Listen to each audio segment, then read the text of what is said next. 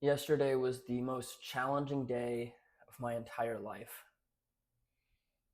It marked the end of a nearly 6-year relationship. And I want to preface in advance that if I get emotional, do not tune out and instead listen through.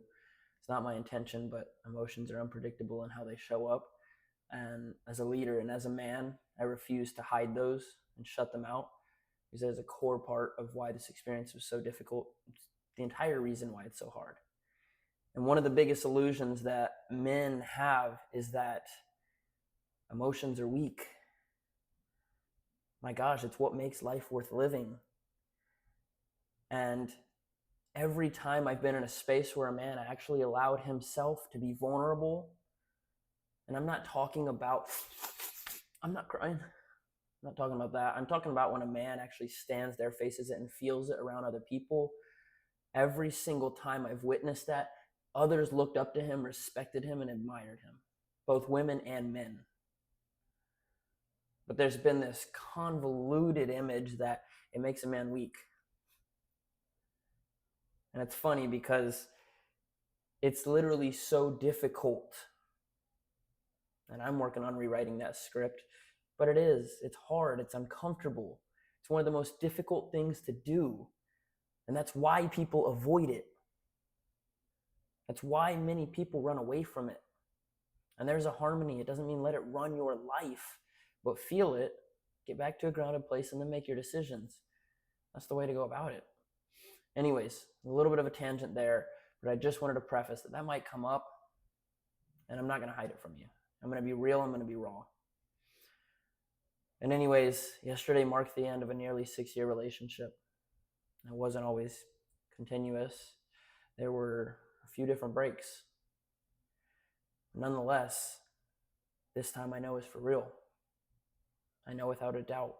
In the past, I would have never made this for a number of reasons, but in the past, I never believed it was done.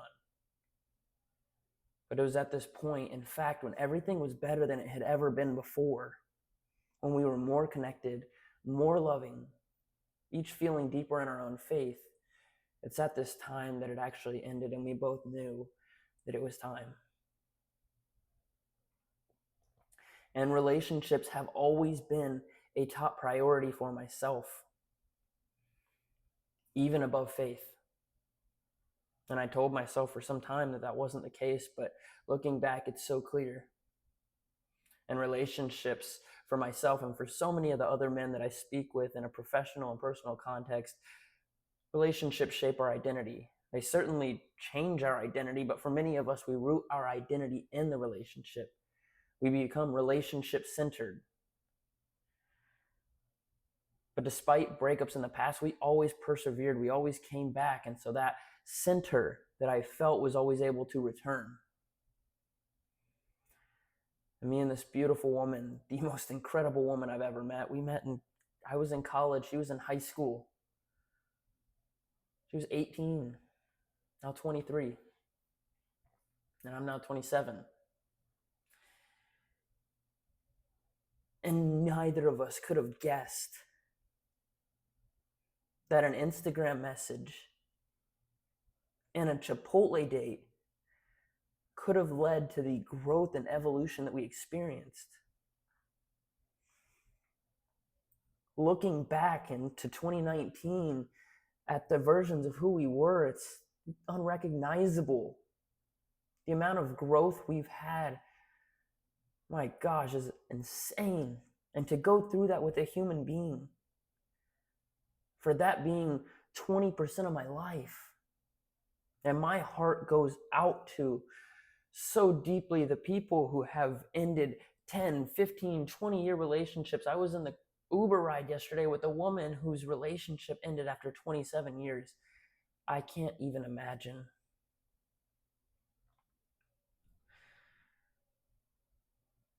But to the story, the backstory.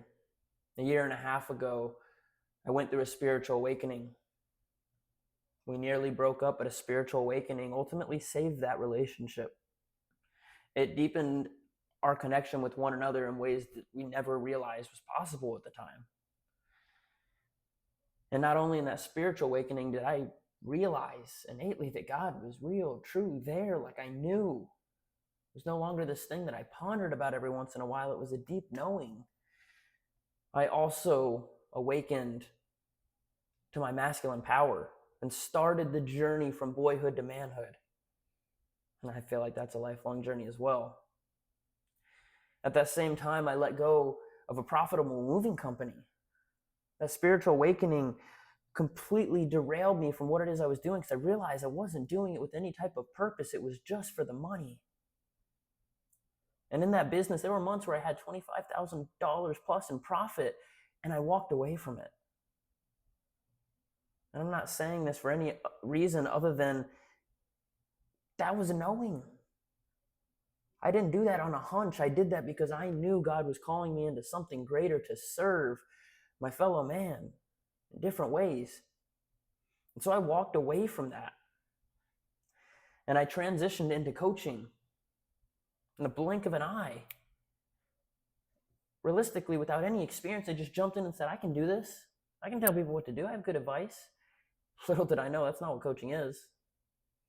It took me a while to figure that out. But I jumped into that journey, and I still struggled. I struggled in a lot of different ways. My heart was in the right place, but I struggled with so many either or constructs, believing that anytime my focus went one way, either in business, relationship, or faith, that another had to come down. There was finite amount, that one going up meant one was down, and they were all inverse relationships. And the fact that this was the way that my life was operating, it was a recipe for failure. And every time that I started to feel like I had momentum in my business, I felt guilty, like my relationship was getting burned, and I was forcing things, so faith was feeling pulled back. So then I divert my attention towards relationship, and as I did that, I felt like, oh my God, my business is suffering, and I felt so guilty. And I felt so guilty because prior to, I was making at least $10,000 in profit every single month. So yes, I was able to provide, but here's the little key fact. Before this awakening, like I said, I was still a boy.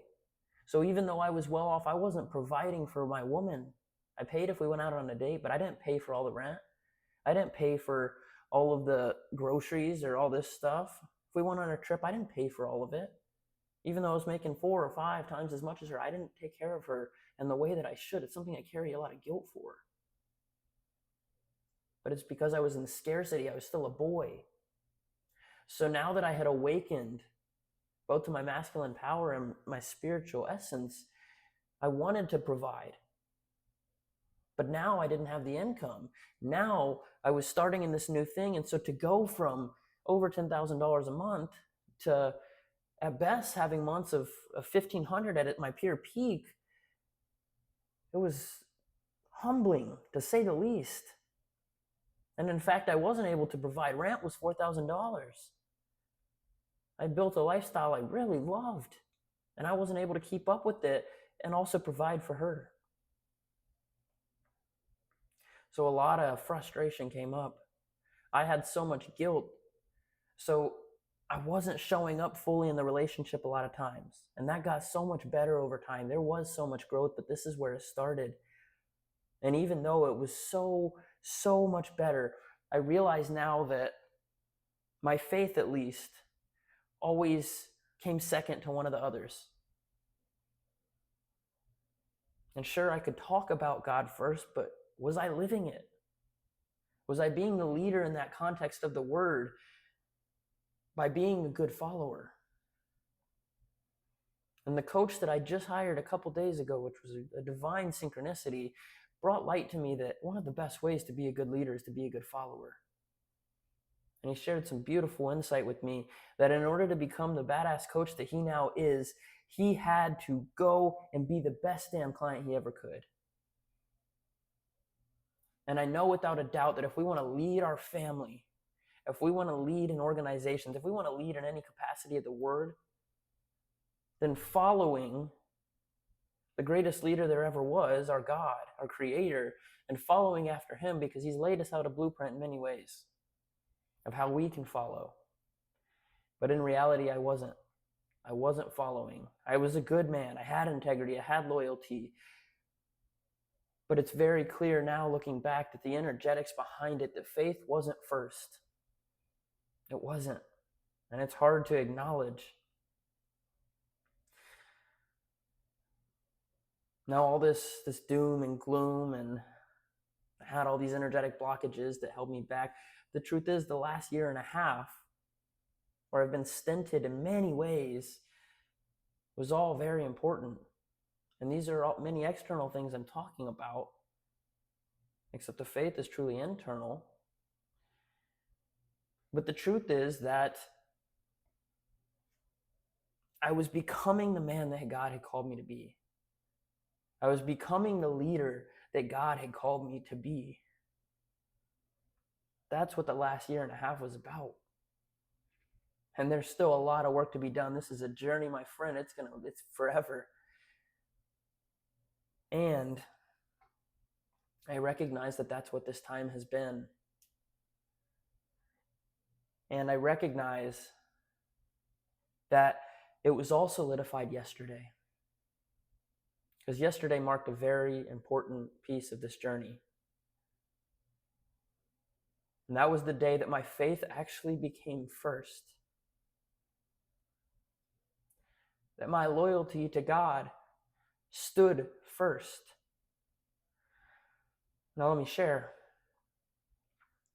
I saw the breakup coming. I went on a cruise and I got back in town and something did not feel right. I knew something was not right. And it would be 2 days before we had really even had a conversation. And it was a very difficult 2 days. I was able to muster up and get some work done and have some really effective days. But the truth is, I knew deep down it was hard. The end of the tunnel was here and I saw it.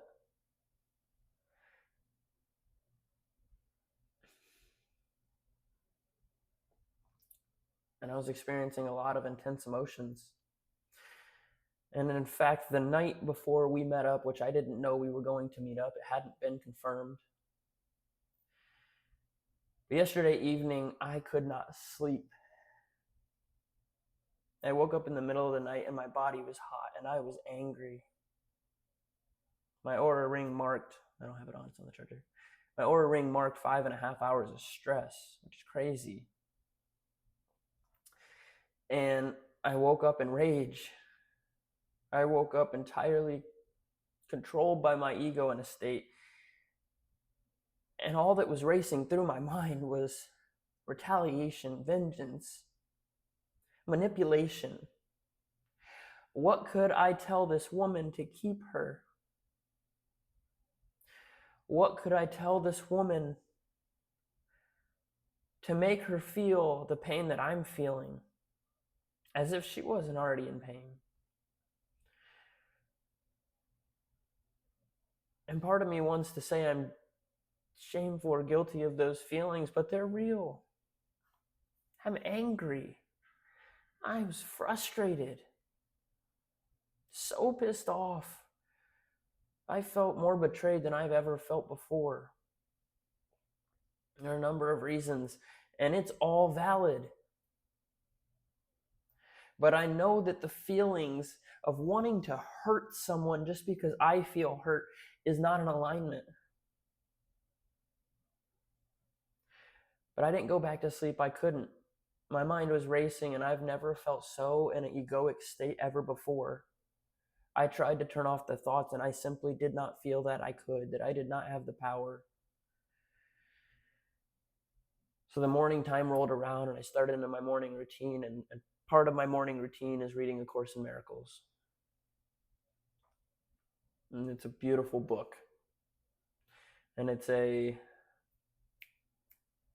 blanking on the word. It's a channeled text from Jesus.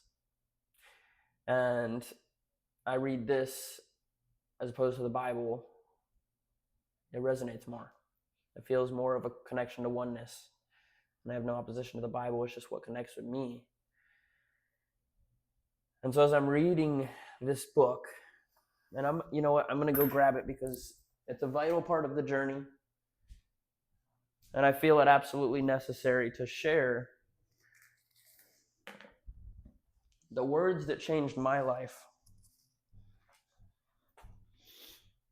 And this is the book, much like a Bible, very thick.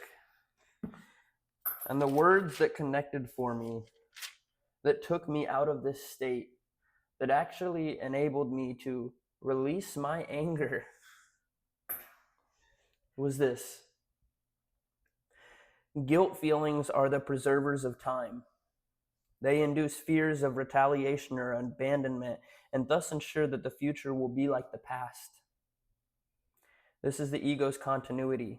It gives the ego a false sense of security by believing that you cannot escape from it, but you can and must. God offers you the continuity of eternity in exchange. When you choose to make this exchange, you will simultaneously exchange guilt for joy, viciousness for love, and pain for peace. And it was in that moment that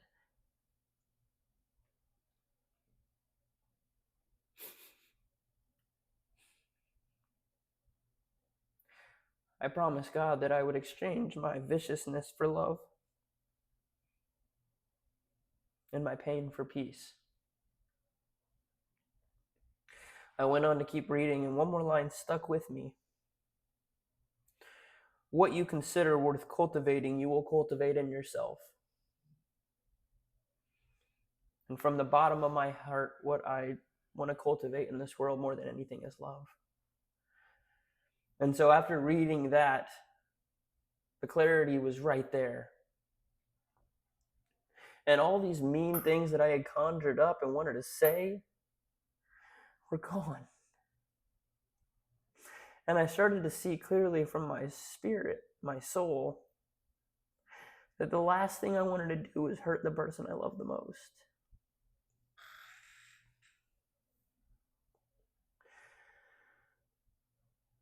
And so I released, and I prayed, and I spent a couple hours in solitude before she came over, and we spent 3 hours in connection. And I realized that true love is unconditional. It's not tied to the relationship status. That I can still love someone who's hurt me. I can still love someone no matter what.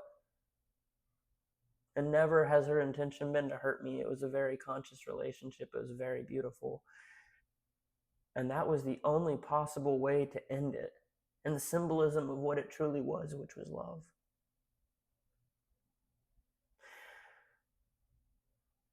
And during this time, we shared our emotions honestly. I told her how angry I was. I told her how upset I was, how betrayed I was. I told her all the ways I was mad at her. I told her some of the things that I was thinking when I was laying in bed, controlled by my ego. I told her those things, but I said it in a loving way. I talked with her. I spoke with her. I spoke into her soul. I didn't yell at her. I didn't raise my voice. I didn't get angry at her. Yes, I was angry. I didn't take it out on her. And we both cried. We released our shame and our guilt together. We acknowledged patterns in the relationship that had to die right then and there. And we shared moments, and we laughed, and we reflected on our journey together. And we discussed our devotion to our purpose and to our faith and what this next chapter is going to mean.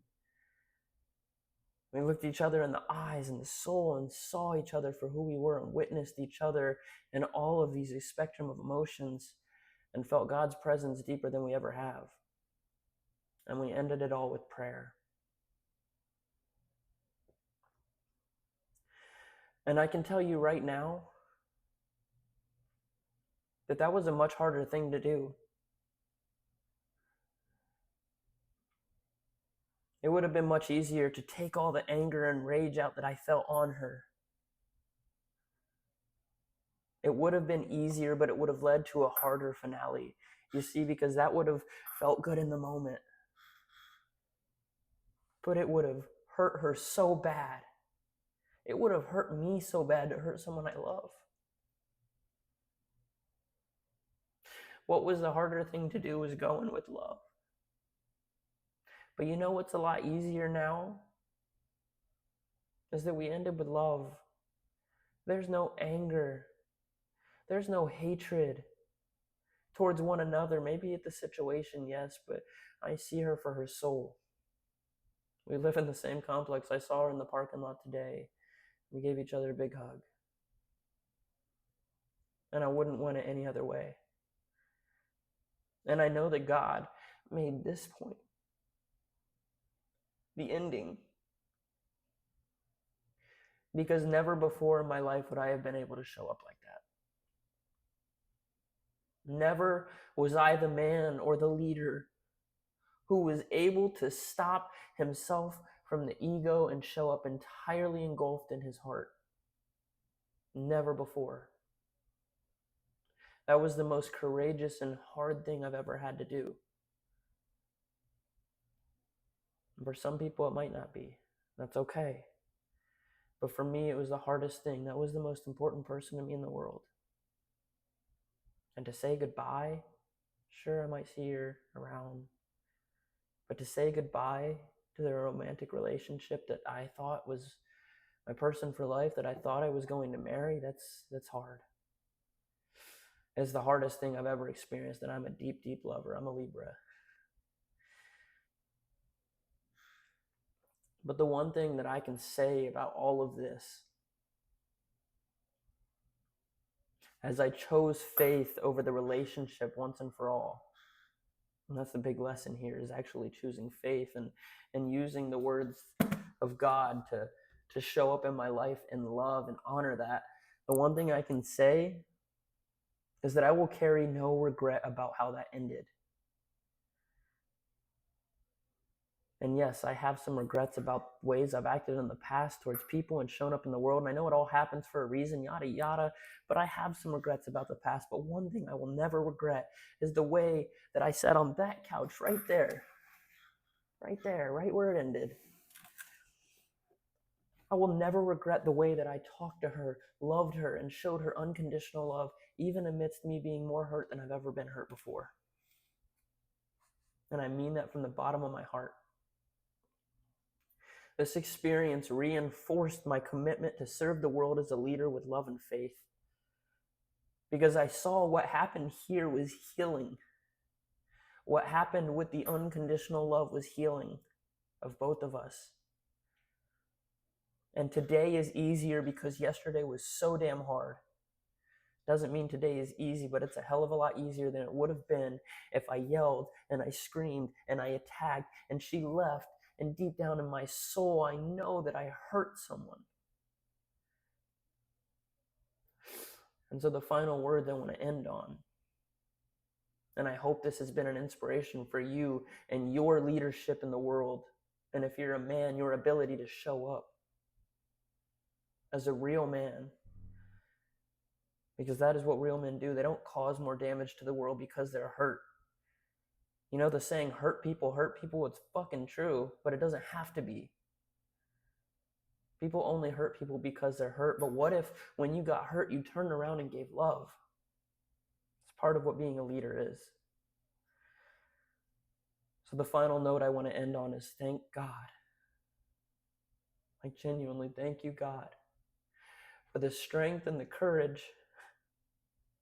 to lead with grace, courage, and true masculinity. It's not easy, but I promise you it's worth every ounce. I hope that you can connect with this and it helps to shift something inside of you. Love you, my friend.